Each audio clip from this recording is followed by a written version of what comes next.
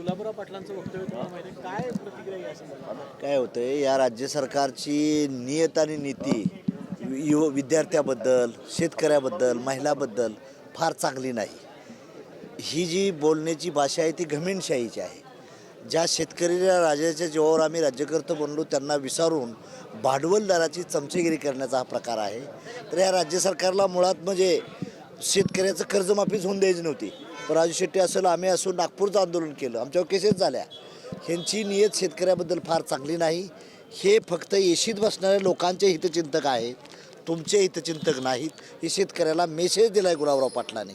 म्हणून माझे आपल्याला एवढंच म्हणणं आहे की ज्या सरकारची damn your safe and good government, we want our own government.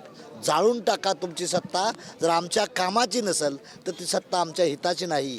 हे वाक्यच योग्य ठरणार आहे या केंद्राला आणि राज्य सरकारला. कर्ज माफी जी झाली ती फसवी आहे. बिलकुल फसवे आहे. राजू शेट्टी बोलले खरं आहे, फसवे आहे. आम्हालाही फोन येतात लोकांचं, कुणाचा कोणाला मेळ लागून देत नाही, अजून करत बी नाहीत. नुसतं आपलं सांगायचं आम्ही कर्जमाफी करतोय म्हणून विद्वानसारखं भाषण करायचं असेंब्लीमध्ये, पण लोकांच्या हातात काय मिळालेलं नाही, दत्तुरा मिळालेला आहे.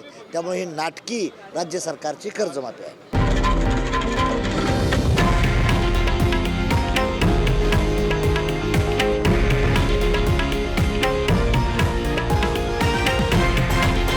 हे आहे देशातील नंबर 1 न्यूज नेटवर्क आणि आपण पाहत आहात TV9 मराठी, एकमेव.